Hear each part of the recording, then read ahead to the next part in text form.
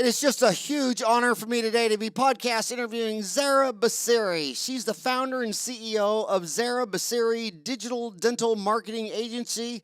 She is a dental marketing consultant and former dental nurse and patient treatment plan coordinator. She founded Zara Basiri Digital Dental Marketing Agency in 2016 and currently serves clients from around the world, including the United States, UK, and Australia. Her dentist clients' revenue increased by average 34 to 40% within the first 6 months of working with her and her team. I love Australia. I was telling you before the show that when I started lecturing, there was this couple named George and his lovely wife and Ruth, and they own George Port, Ruth Port Laboratory. And starting in 90, every 5 years, they'd have me come down and speak in Auckland, New Zealand, Sydney, Melbourne, Brisbane, Adelaide, and Perth. I have to admit, though, Perth was my favorite. My gosh, you fly 16 hours from LA to Sydney or Auckland. But when you get to Sydney, it's like flying across the United States. It's another 5-hour flight to the other corner by Perth. And by the time you get to Perth, you almost feel like you're in a sci-fi movie, like nobody has seen. Like I was at a dentist's house and we were going to go get groceries for dinner. You know, in America, you go to one shop, has everything in the store, right? But we had to go to a vegetable place, a bread place, a meat market. I mean, we went to like 5 different stores for dinner, and there wasn't even, in 1990, the first time I went there wasn't even an all under one roof retail grocery store. And oh my God, did I love that. Just unbelievable. So how are you doing today? I'm very well. Thank you for inviting me to your podcast. It's an honor. Well, it's an honor to have you on the show. The reason I wanted to have you on the show is, by the way, I think it's interesting. You say you were a former dental nurse. I mean, it's so obvious that in every Yes. hospital in America, you're a nurse, and then in a dental office, you're an assistant or a hygienist. And I also thought it was interesting how you have a dental marketing agency, even though you used to be a dental nurse. Because usually if you're a dental assistant, a dental nurse, a dental hygienist, or a dentist, you can't tell I can't tell Zara she has 11 cavities, so I'm just going to point to the worst one and say, well, you know, your insurance will only cover 1,000, and the worst tooth in the whole world is just that one right there. So let's just do one tooth dentistry, because I can't tell her she needs 11 cavities and it's going to cost all this money. They just own it all. They feel guilty. They feel sorry. So they always do one tooth dentistry. And I wouldn't want to go to a doctor and have the doctor say, well, I can't tell him he has diabetes, needs a bypass, and his left foot cut off. I'm just gonna pick like the worst one, because I don't want to tell. It's like, dude, you're a doctor. I'm the patient. I want you to tell me everything that's wrong. And the only thing, my oldest sister read all the religions and said that they didn't have a name of a person, place, or thing in any of all the religions except for the golden rule. And you can find it just almost like plagiarism. Treat other people like you want to be treated. And every time I'm looking at a patient, I'm trying to tell them what I would want them to be telling me, that Zara, you have 11 cavities, and here they all are. And if it was my mouth, this is what I would do. So I think it's interesting that you were a dental assistant and used to present treatment. When I talk to dentists, the number one thing they hate and they're afraid of, they're like, oh, I can't sell dentistry. I can't tell Zara she's got 12 cavities.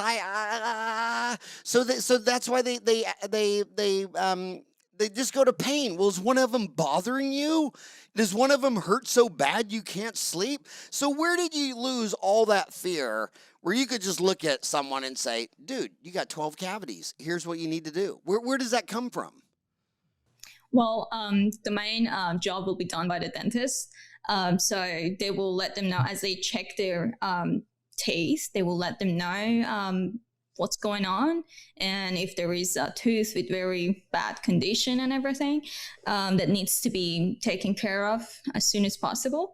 So the clinics that I was working, especially the last 2 years, it was pretty good, and the system that we were having was very good, since the owners were a young couple and they were on top of they were in different courses, educating themselves and everything. And they were coming and teaching me and other staff, which was great opportunity, and I will thank them for that. So they would have done, the dentist would have given the initial explanation on what's going on in their mouths. And then in terms of booking them for the next appointments, which mostly is at the front to discuss with the patient and everything. If I was at the front as well, or helping them, handing them over to the front, or was sitting there, the dentist would come out and hand over the patient to the front desk. And the thing was that in front of the patient, the dentist would have told the front desk what they have done today. Like, we've done a full mouth check for Zara today, and she needs to do a couple of fillings, and let's say there is one tooth that needs immediate attention for root canal and things like that. I would like, and another part of it was that the dentist would have said in front of the patient to the front desk that I would like to see Zara again in a couple of weeks for her root canal first, because it needs to be done as soon as possible. Otherwise, she will lose the tooth. Please help her to book an appointment in 2 weeks' time so we can look after that. So when the patient would have heard that, it was hard for them to say, no, I will book later, I will call later and book later, because there was that respect between patient and the dentist there. And so most of the time, they would have gone ahead and booked that one. In other times, if they had a big treatment plan, like lots of fillings, 1 crown or 2 crowns, 1 root canal, things like that, I would have break that one down for them. Usually would have taken a code from their insurance, if they had an insurance, using their insurance card, to see how much insurance will cover and how much is the gap. And I would have broken down the treatment plan for them to right hand side and left hand side of their mouth or teeth, and telling them how much the gap or out of pocket for them was, and whether they want to do it one by one. If they do it one by one, this is how much they pay in each appointment, and they can do it over a certain period of time. So if they're not comfortable financially, and or they can split it in 2 or 3 appointments, for example, and do one side of their mouth in one go, and the out of pocket is just this one instead of double the amount if they have insurance. And then you can come back in 3 or 4 weeks again and do the other side of the mouth, and insurance will cover some of it, and you only pay this much out of pocket. So when you take them through that, break it down for them and make it simple for them, they can get closer to making a decision to choose their option. They will be like, okay, let's do this option first. Let's break it down to 2 or 3, and let's book for this one first. Or if they weren't comfortable at all, they would have at least booked for 1 or 2 teeth filling or something. So most of the time, it would have ended up in booking for the next treatment. It was working well.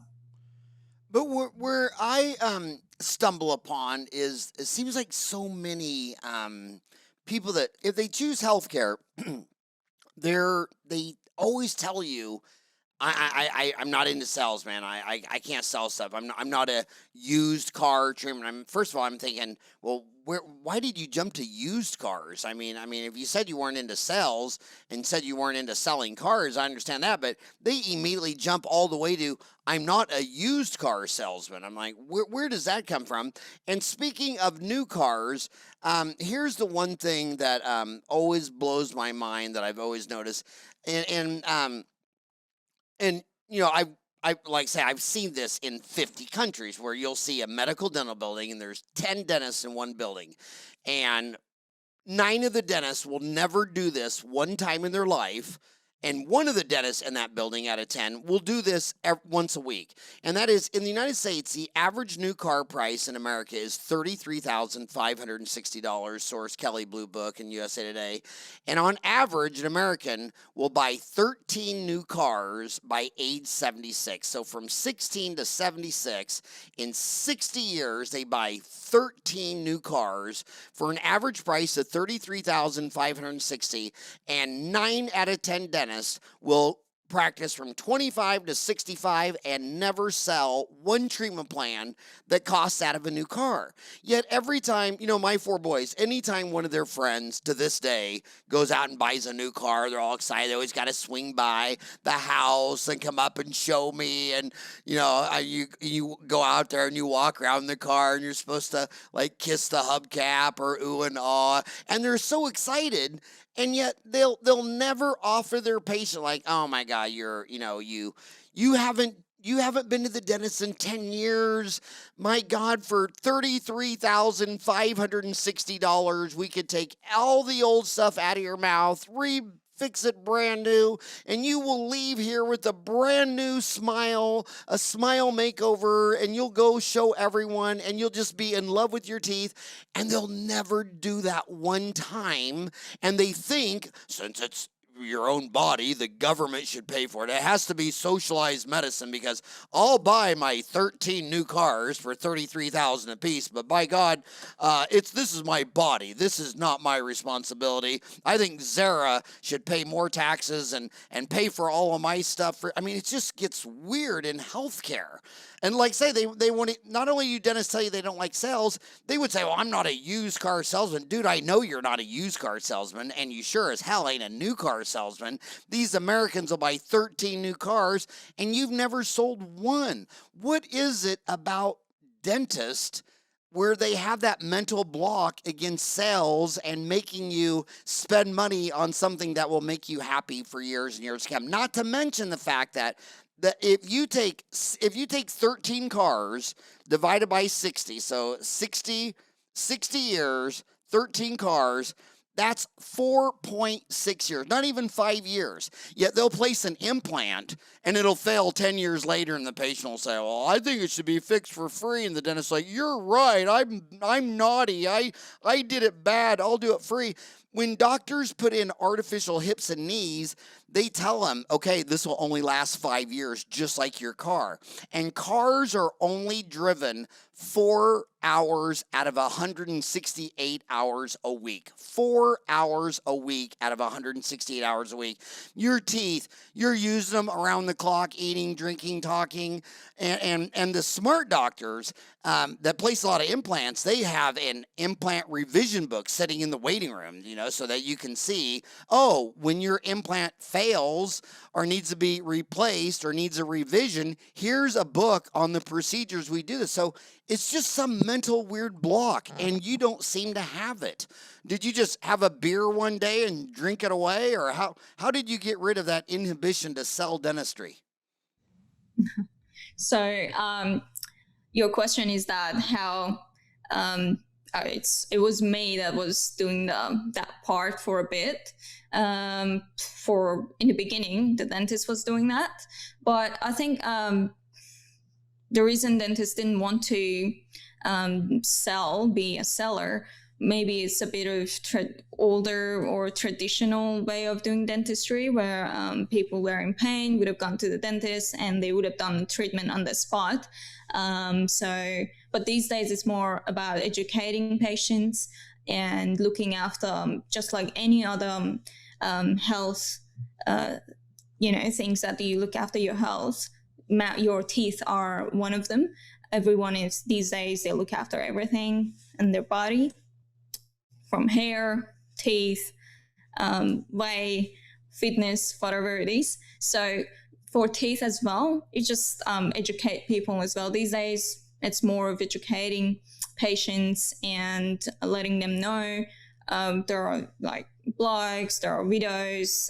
You can keep posting on your social media and everything. And in the appointments, you can tell the patients about that this is how long it's going to take. You can, as you said, you can show them the photos of after like 5 or 10 years. Here's a sample photo, how it's going to look like.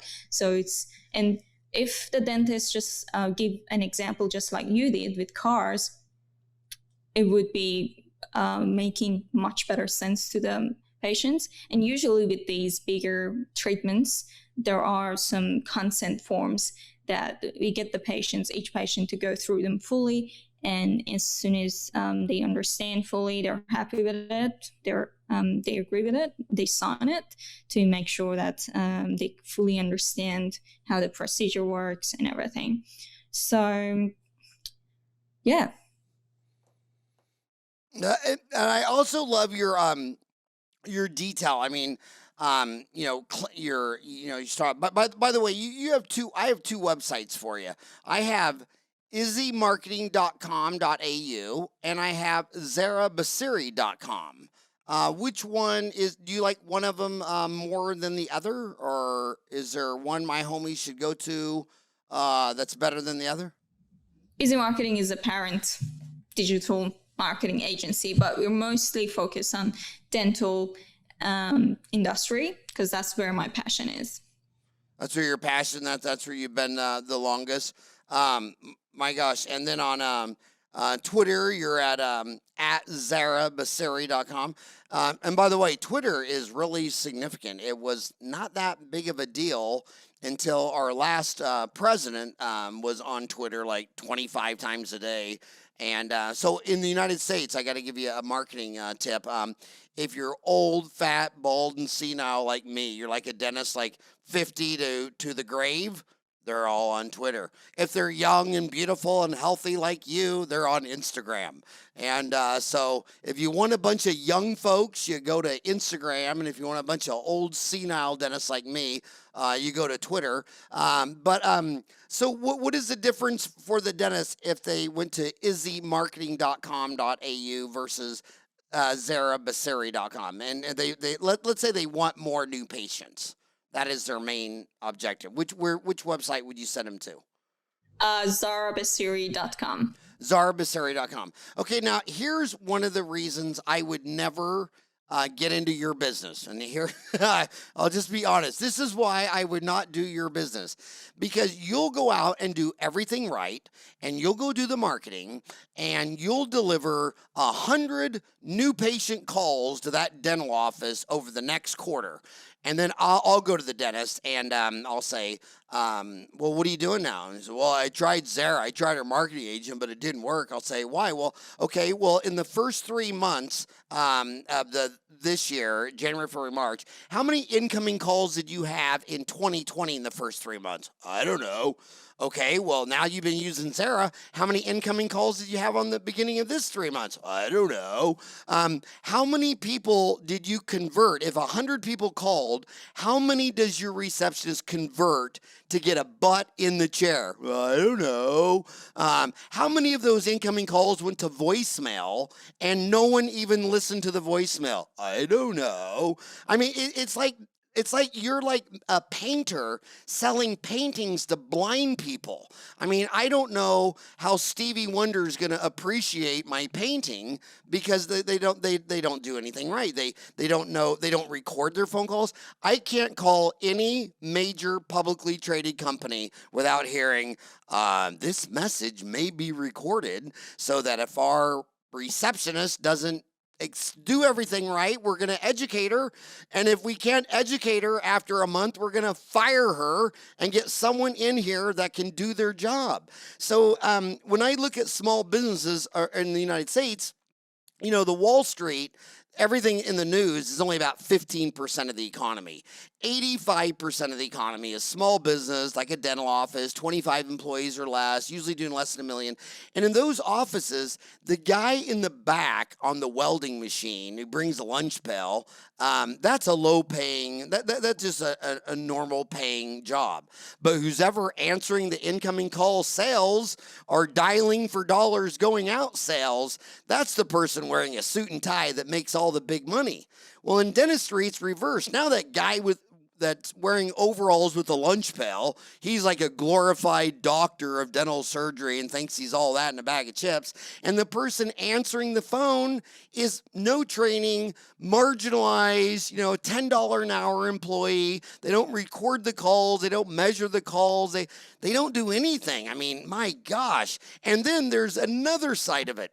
Because their hours are bad, they don't take the right insurance, their staff is dysfunctional. Since they're always running off patients, they try to, instead of fixing what's wrong with the practice, with the patient experience, and making every patient experience a new patient experience, everyday low-cost shopping, not, we're going to have a sale on Labor Day and Memorial Day and 4th of July. No, everyday low-cost, everyday smile. Since they're not going to do the work, every time they lose 25 patients, they just want to buy drugs from you and say, hey, will you sell us 25 new patients to replace the ones we pissed off and won't come back? So my God, it's just like a no-win situation. If you had a everyday new patient experience on every new patient, you keep your customers for life. But they're not going to do that. And then when you do your job, they're not going to do their job and measure it, convert them. So I don't know how you win in this business. How do you do it? Great question. That's true. In some cases, never happened to me just yet, which I'm grateful for that, because when the first time I talk to a dentist, I will ask them about their process in the clinic. When they pick up the phone, talk to the patient, who talks to the patient, what process do you take the patient through? I will ask, as a marketing partner, I will ask them about all those process details, because as you said, it's very important to have the right process and right system. In my own business as well, I wouldn't hire someone if they're not the best at it. I will be the one that is looking after that part until I find someone that can replace me and be very good at that. So yeah, it's really important to hire someone for the front desk, which is the very first impression with the patients when you get on the phone and everything. So with me, I will ask dentists what their process is and find the gaps if there is any. And in terms of them claiming that they haven't got any results or anything, I have heard that some people or dental marketing agencies have had problem that they've done great jobs, sent a lot of patients to them, but the dentist or the dental clinic owner wasn't happy with the results. They were saying that not many patients came, booked an appointment or something. I've heard that, but in my system, in my process, we track everything. First, I will know what the dentist process is. And then second, on our end, we track everything. And we make sure we remind the dentist or their staff that there is these leads so they don't miss out anything, nothing leaks as much as possible. So with phone calls, we track everything. We do offer recording of phone calls if the dentist wants to, because it's a bit of confidentiality thing too. It's up to them. But we do offer recording phone calls for their training purposes. We track all the phone calls. We track all the visitors, where they go, how long they spend on the website. And when they contact the dental office, we'll quickly get notifications. If they call the dental clinic and they miss a phone call, the clinic missed a phone call, they quickly get email notification that you had a missed call from this number. Please call them back. So as much as notifications we can give them to make sure new patients don't, prospects and opportunities don't leak out. And we are in marketing, and as a person who's in marketing, I love numbers. I'd love to know my numbers in everything. So, and it's very important to know your numbers. If you know your numbers, you're gonna know where you're going. So I will make sure I know my numbers in everything, and I will, when we give them a report on how we've done in the last month or something, we give them the numbers, but not in a way that is confusing. And so marketing can be a lot of numbers and everything. In a way that we translate those numbers to what results they have got, so it makes sense to them on how well the marketing campaign has done. And we keep, especially first 3 to 6 months, we keep checking on them to see how they're going. We tell them, yep, you got 10 or 20 inquiries, something last week or last few days. How was it? How are you going? Do you have any question? And they will give us a feedback, and accordingly, since I was in dental industry myself, it helps a lot. I can give them tips on how to deal with certain situation, or I can give my clinical tips too if they are not, most clinics these days are already master at those, but it helps that I've been in dental nurse for 4 years too, so I can help that in that area too. But I know very good people, expert people that train front desks too.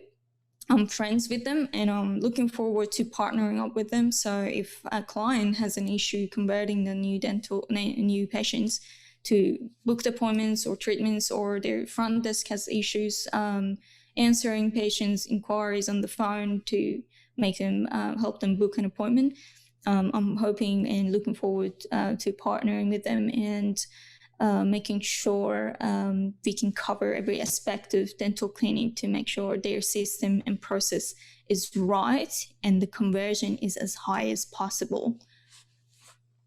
I love your post on Dental Town. This guy asked under marketing recall activation. He says, I don't know exactly how to phrase or what voicemail to leave on patients' answering machines to have them call back to schedule. My entire November is blank. Even if the patients who have not come in 2020 showed up, I would be in great shape. Currently, the receptionist calls and says, hello, I am Mary calling from Dr. J's office. Please call us back to schedule your dental hygiene visit. Not one person is called back in the whole last week. A lot of people I spoke to say, make the call, but what exactly is your receptionist saying that the patients call back? And then you answered. How would you answer that? And is that a good strategy?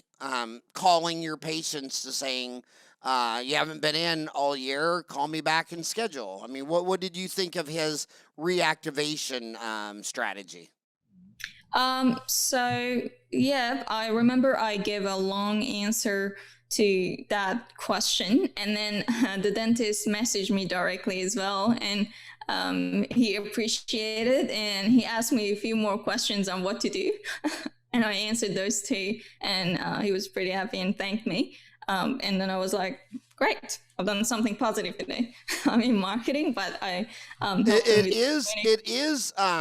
is one of the most amazing. Dental Town is just a way to generate so many leads. So many people tell me that the more time they spend on Dental Town answering questions, the more leads they get. But all your answers are long because they're all thorough, like clinical admin procedures, patient handling in the clinic, running on time, greeting patients, handing over patients to the front desk and explaining to the front desk what procedures have been done today in the presence of the patient, and let the front desk know how to help the patient book for their next treatment, for their next appointment in 2 weeks' time. I mean, you're seriously, you're like, you're so thorough. You're like Niels Bohr and Albert Einstein in quantum mechanics and relativity. I mean, you don't leave anything out of your formula. You know what I mean? It is a complete formula from A to Z. You're extremely cerebral in how you do this. So a lot of dentists, when dentists call you, I think that I really like, who was it? It was Sigmund Freud. He said that if anybody has a mental issue, that means we're all capable of it. Like if someone has depression, well, trees don't get depression. We don't know if turtles get depression. But if someone can, say a murder, if someone can kill someone, that means we're all capable of it. So all the pathology describes the norm. And I believe, like right now, everybody's calling a bunch of people narcissists. Well, we're all narcissists because we only see the world from our personal framework, and everything they see in the world comes through the filter you saw. And so young people, everything they do is Instagram. So they just want to build their practice on Instagram. And I say, well, what are you selling on Instagram? Well, I do full mouth rehab and implants and all on fours. Yeah, I don't think those people are on Instagram. When I look at people crushing it on old people, direct mail still works, email still works, but I don't have any proof that Instagram works. Do you think younger people try to do all their marketing on Facebook and Instagram, even though the clients they might be wanting to get are old like me? I'm going to turn 59 this year. I can't tell you anything I ever bought from Instagram. In fact, if I have to buy it on Amazon, well, hell, I'll tell my assistant to go buy it on Amazon. I'm not going to get on Amazon and actually buy something. But do you think that that people bring their own marketing? Like if you're a young kid and you're an environmentalist and you think all that direct mail is pollution and trash and you throw it all away, well, then they're never going to do direct mail. So do you think people bring their own preferences and marketing to the table, and that may bias what works best for them for their practice? Well, for the reasons that you said, that different age groups or demographics have different daily activities and they're active in different platforms for the same reason. If you want to have more exposure to more people with different demographics, unless you're targeting only a specific age range, then only then you focus on one platform.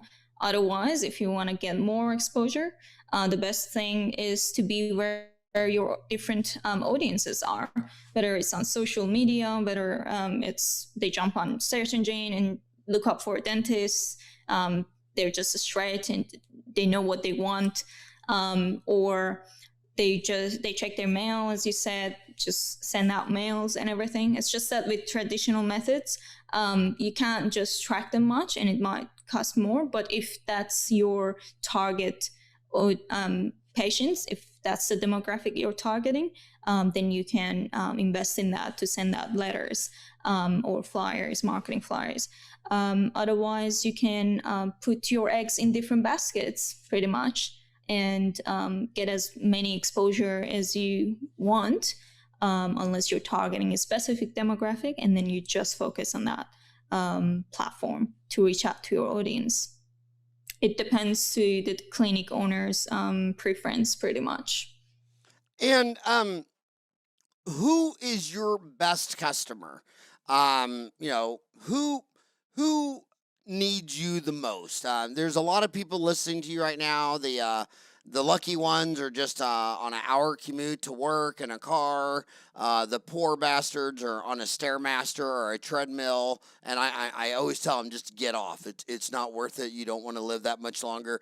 But who would call you and they would just be like a magical customer for you? You could really help them. Your skill set would help them so much. What is that dentist? What's going on in that dentist's life? Thank you for that question. With the clinics that are already, fancy, they're on social media, they're on top of everything, and they just want to scale their clinics and everything, maybe I can help those too. However, I love helping people. I love to see the impact, the change that it brings to the business owner, which dental clinics can be business too, the change that it brings to their life, the big impact that it has with using my skills. So I'd say my target, or not quite target, but the ideal one would be the one that has done marketing before. They haven't got much results. They have no idea what's going on, what results they've got. They didn't know their numbers. Just like you said, they've done marketing for 3 months and they have no idea how many new patients they've got.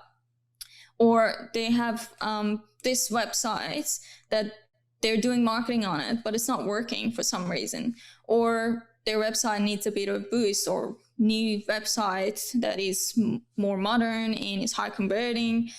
It doesn't have those elements that these days psychologically persuades new patients or gives them the information they need in order to make decision to book an appointment or choose your clinic over someone else. So I'd say someone that doesn't like the marketing part, they're not too much interested in technology or tech savvy. They want someone to look after all their marketing and technology side fully, so they don't have to worry about it at all.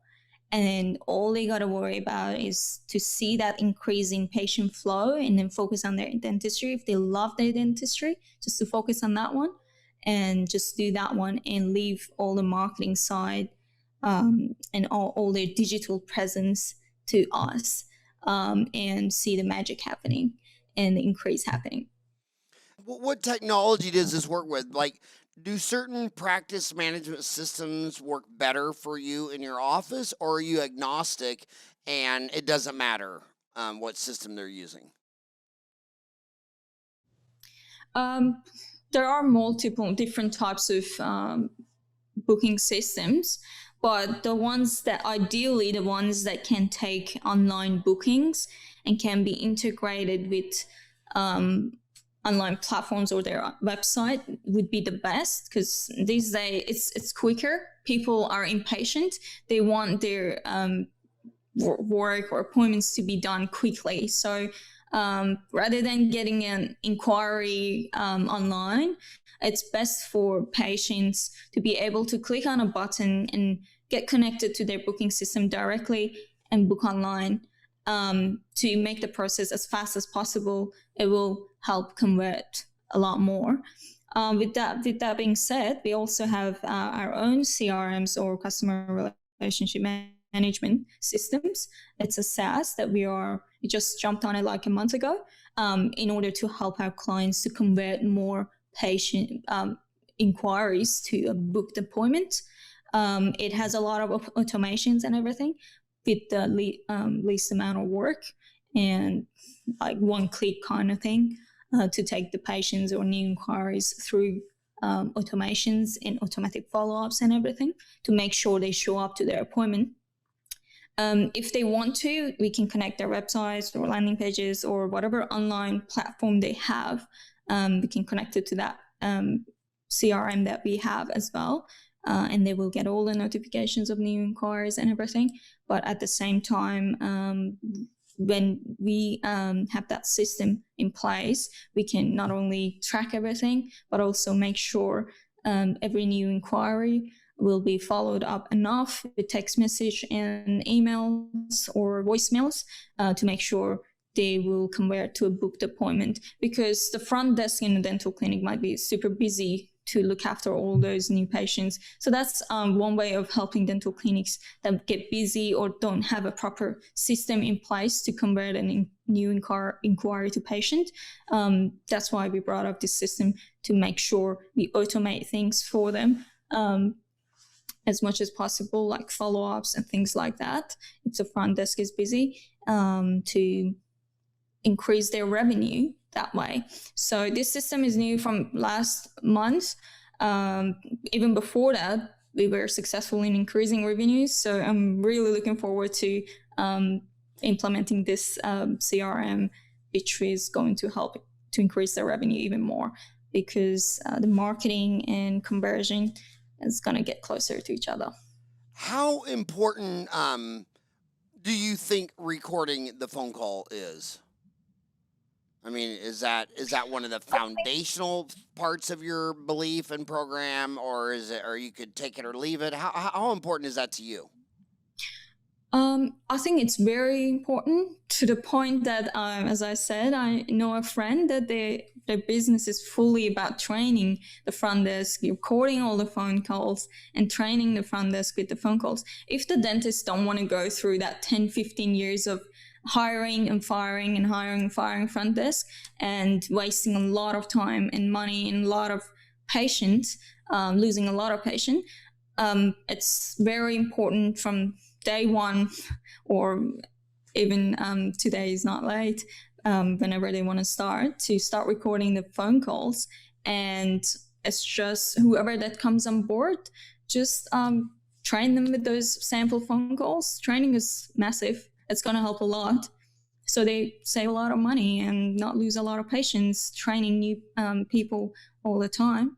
You just pick the top recordings and give them a few samples, and after a few times, they will pick up what's working. I've seen this rodeo before, where when they start doing online bookings a lot on the website, we have that. And what's really weird about us is we use Open Dental, and they had a widget for that or whatever. The first day we put it up, the very first day we got a patient.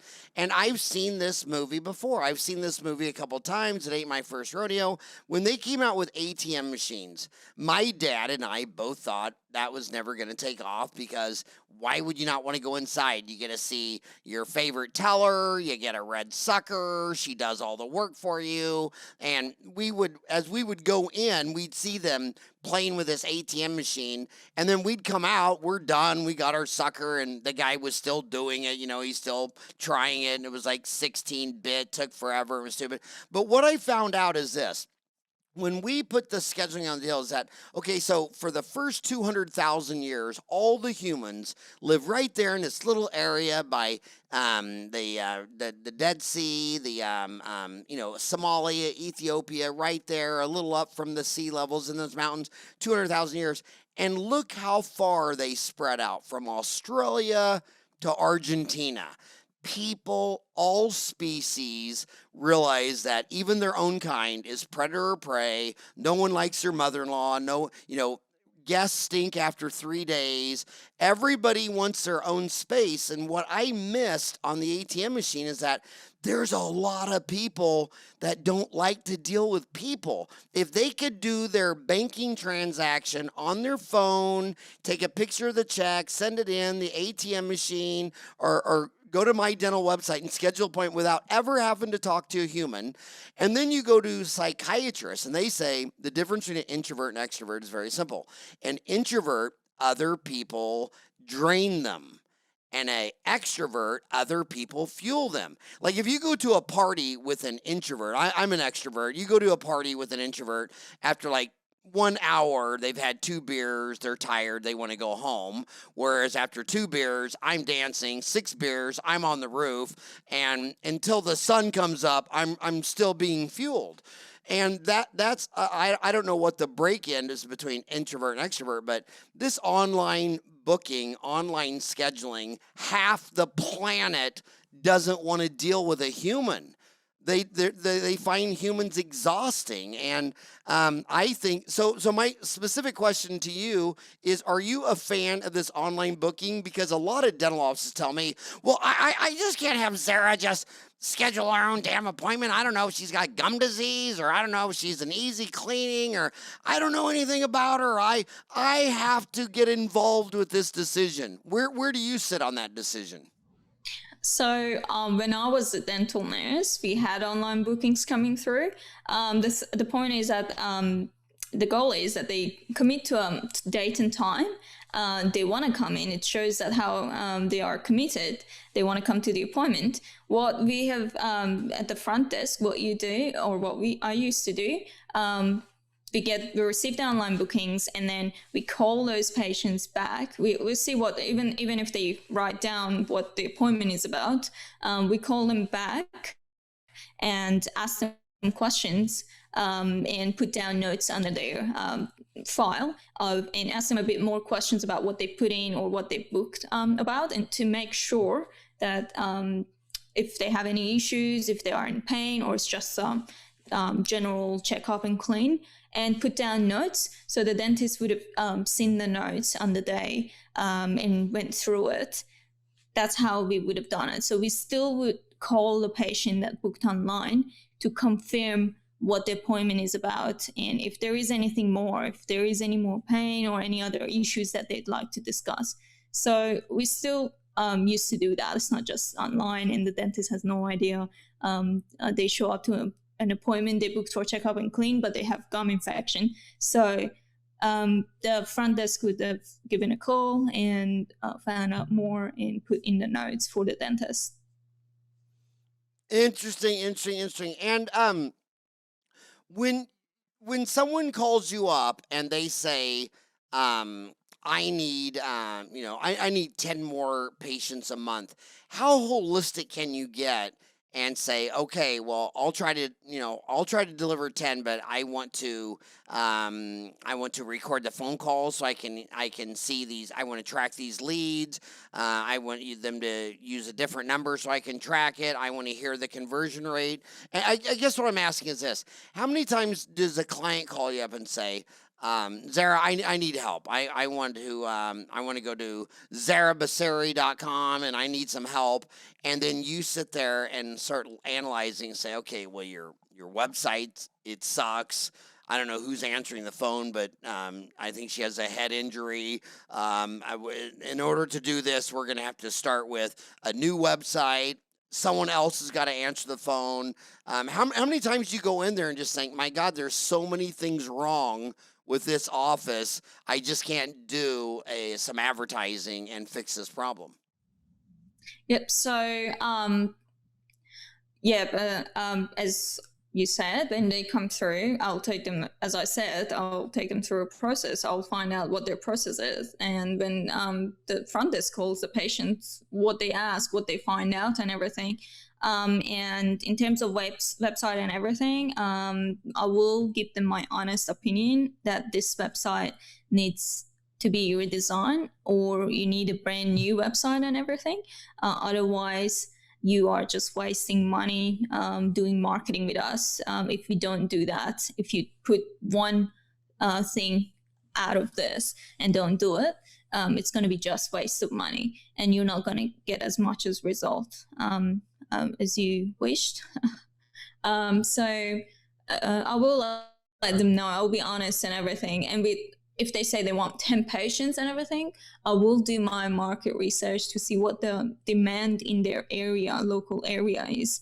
And based on the numbers that we have and from our past campaigns on how much conversion we have and everything, based on our average numbers, I will find out accordingly if there is a demand in that area, in their clinic area, how many of them are going to potentially turn to an inquiry, and based on our existing numbers on average for conversion, how many of them potentially are going to end up booking and showing up to the appointment.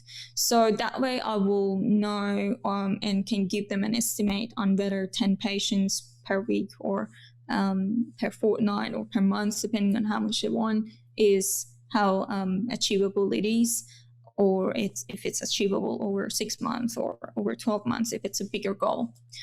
So yeah, we will do that. And your question was that, what was your main question again? I hope I answered that. Well, I always ask this with practice management consultants: how do you draw the line that this person answering the phone can be trained and we need to develop this person, versus, like when you go to sports? I mean, if I tried out, by the way, Australian football, that is so different. I mean, football around the world is soccer, but in the United States, football is different. But Australia has its own football. I mean, Yeah, it's what? It's called footy or footy. Yeah, but it has the shape, but it has the football like the American NFL. I think it's a little bit different. It's a little bit different. I think the ball looks similar, I guess, Yeah. But if you were consulting for that Australian football team, I mean, and I was the star player of the team, you would say, hey, that old fat guy's got to go. I can't work with that guy.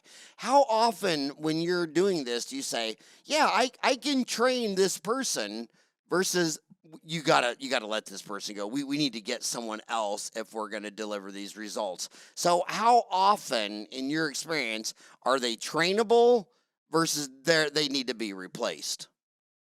Well, I can offer as I said, there are friends and people that I know, they do the trainings for front desk. They are really good and expert at it. They're experienced for years and years.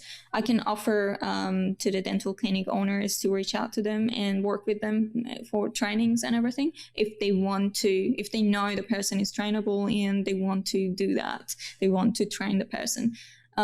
So yeah, I can use my resources and refer them to the training programs or people who are experienced in that area, as long as they want to train those people. But other than that, I will be transparent with them, with the dentist, and honest, and tell them that, yep, we can do that, because with staff, I'll do the marketing. Ideally, I don't want to tell them you got to get rid of the front desk because they're not booking the patients that are coming in. So I will just let them know, and making sure we track everything is good.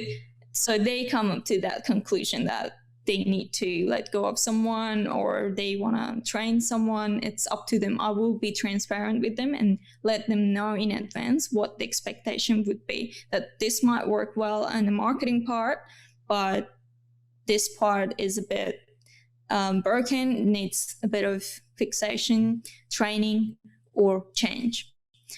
So then the decision is up to them. They make the decision.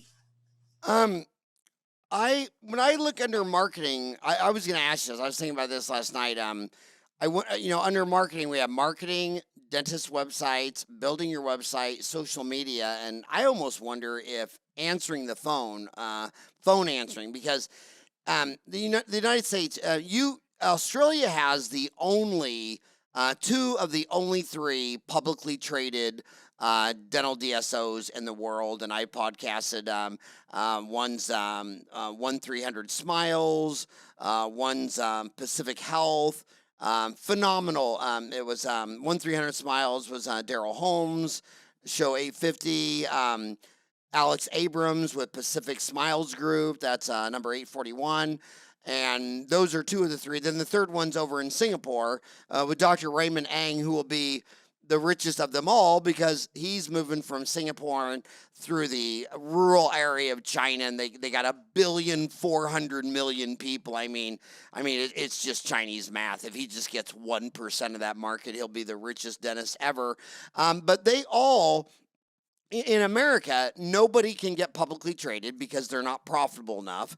All the three publicly traded companies all have the same business model. They're open 7 to 7, 7 days a week. They don't have hygienists, and they don't have hygienists because they've done the math, and they say, well, if the first appointment is with the dentist will stay in the room about 15 minutes, and their new patient treatment plan accepted, paid for rate is over $400.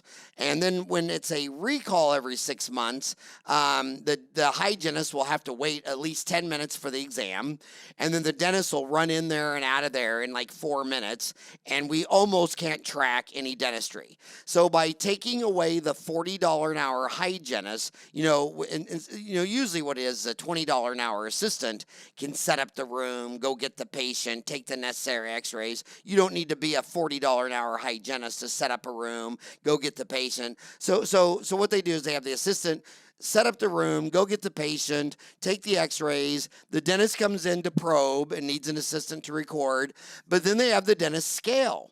Because while the dentist is scaling, if they can keep the dentist in the room for 15 minutes, they'll bond, they'll communicate. Hey, did you see that football game? Hey, did you see this? And what do you think of that? They'll talk. And then when I'm in there scaling, that's a better exam than just blowing air around and looking. But if they can keep them in there for about 15 minutes, everything will get diagnosed, everything will get explained, and treatment will be accepted.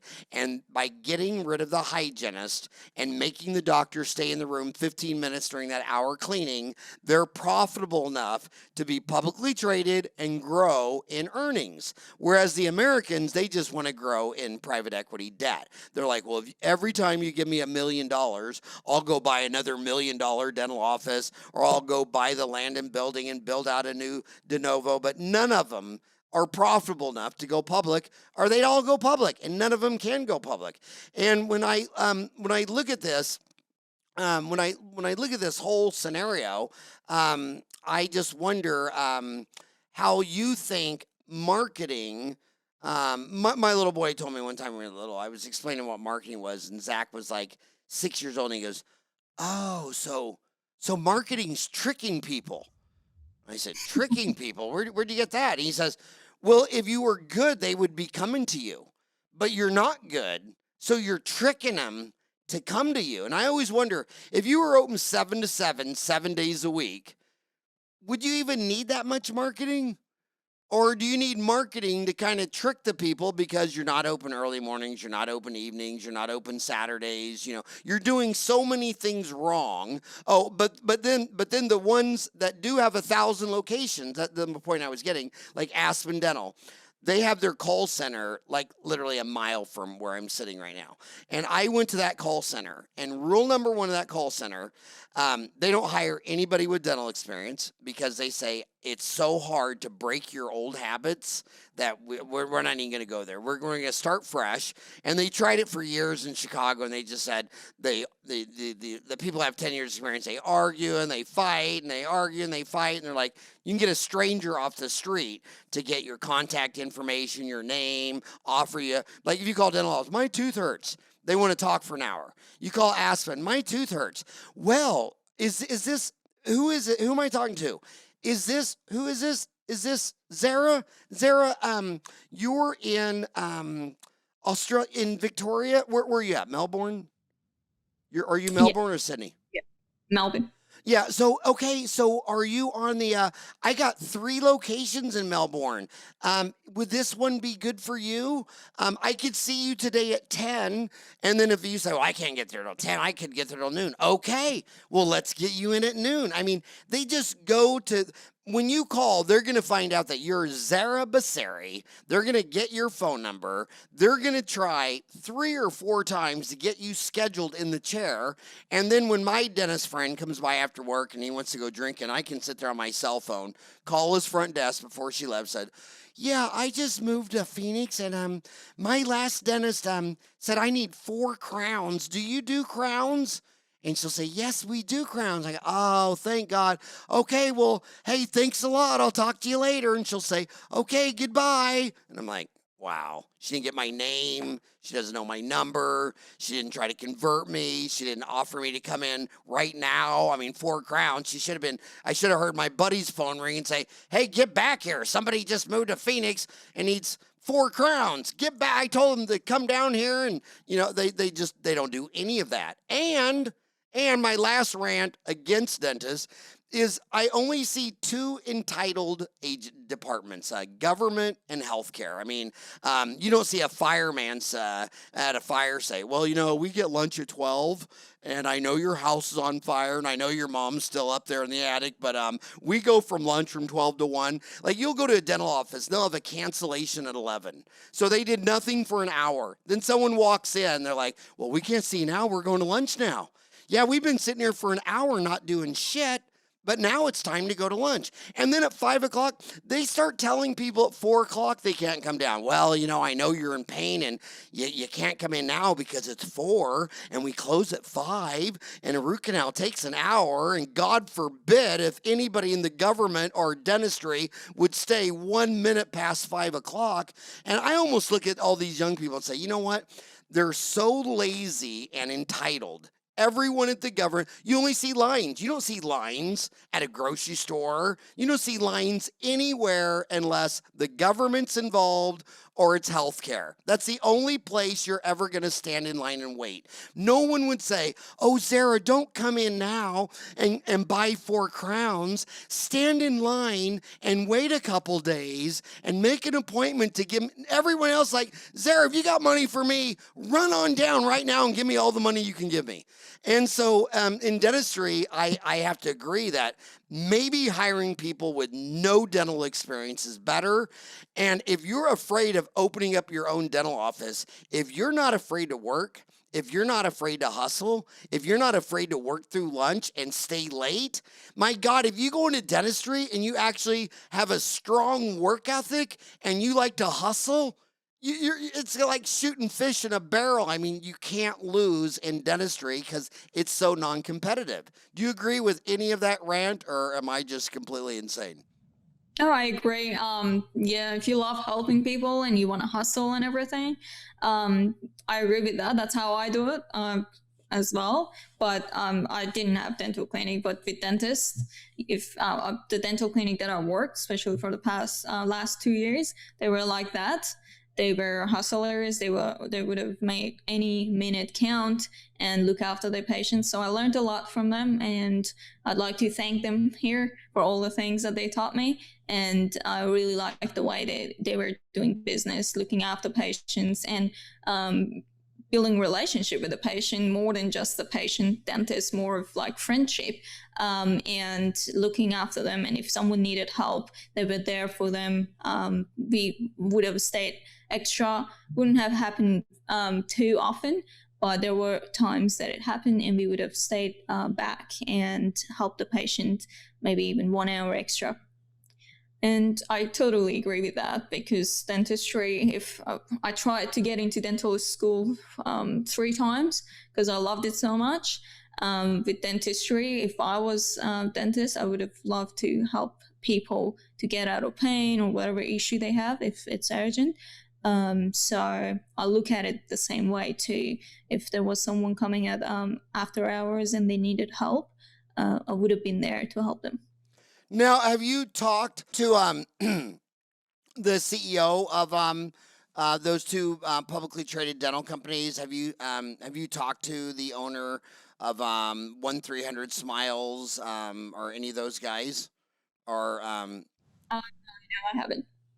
well, my gosh, you need to talk to Daryl Holmes, founder of 1300 Smiles, and you need to talk to Alex Abrams of Pacific Smiles Group, and email me and how you want them to contact you, and I'll reply to them and tell them that if they don't call you and take you to a free lunch or free dinner of your choice, the next time I'm in Australia, I will not go drinking with them. And but the thing is that every country is different. I felt so bad when I came out with my 30-day dental MBA back in the day, and it's available for free on YouTube and iTunes. Just Dr. Fran's 30-day dental MBA. When I went to MBA school, I bought my first laptop. It was 1998. I took notes, and when I was all done, those notes were about 30 hours long, and I called it Dr. Fran's 30-day dental MBA. And it's timeless. I mean, people who listen to it just like last week will say, well, it's like geometry. Nothing's going to change in the people. But I felt really, really bad because some dentists lost their license by listening to it because they started advertising in like Hong Kong and Romania where it was illegal, and they weren't even aware enough that it was illegal, and they started doing all this stuff, and the next thing you know, the dental authorities, and I had a guy in Hong Kong and a guy in Romania that I went way out of my way to take the blame for that and try to, I was calling my contacts at the American Dental Association, everything I could, just to save these guys' license. And I was able to do it, but I felt so horrible. But this state that I'm in Arizona, there's 50 states in Arizona. And the real confusing thing about the United States is, most countries, their dental laws apply to the country. But in the United States, each state has their own laws and they're so different. But in Arizona, you don't even have to be a dentist to own a dental office. So a lot of people, just like you, move 10,000 miles around the world because when you get to Arizona, you might not have a dental license. You might not be a dentist, but you can sure as hell buy a dental office. You can start a dental office. And my favorite hygienist in the whole world got so sick and tired of all the crap at all of her jobs. She finally just said, you know what? I'm just gonna start my own damn dental office. And she's here in Arizona and owns 10 dental offices. And she reminds me of the first mentor of mine when I got here. When I got to Arizona, it was 1987. And there was this like 85-year-old Jewish lady that owned 4 offices. And they said, dude, you got to meet her. She's in a big limo, a driver drives her around. So I meet her and she tells me that, she fled Germany.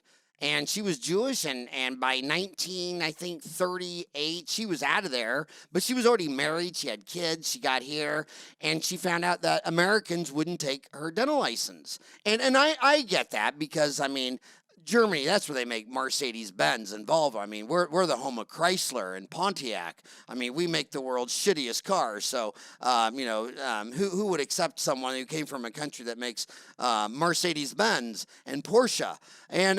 But she went and got a lawyer, and the lawyer said, well, you can't practice with your hands. But I'm reading this law.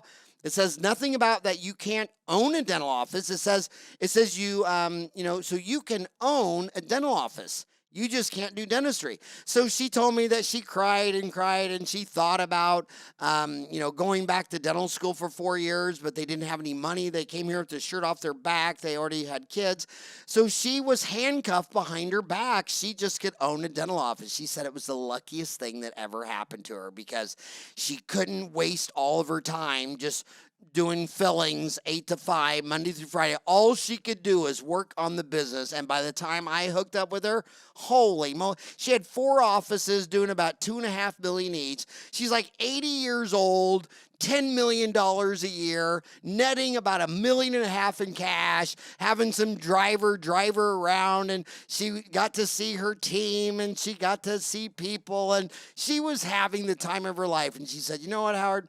If I would have been able to practice dentistry, I probably would have wanted to get out and retire by 65 like everyone else, and that was 20 years ago. I would have retired 20 years ago, and who knows what I'd be doing. I just would have faded away. But the fact that they took my license, they did not accept my German license. She goes, it was the luckiest thing that ever happened to me, and at the time, I thought it was the worst thing that ever happened to me. And so I want you to meet, because I know Daryl and I know Alex, and they're really, really wise men. And you're a child, you're young, you should have a mentor. And these are, I'd meet Alex first because he's old and fat and bald, and those are always the smartest dentists in the room. It's never the dentist with hair. It's always the bald one. I'd meet Alex, I'd meet Daryl, and I would just say, Howard says that, you're publicly traded, you own 100 offices. You could teach me something.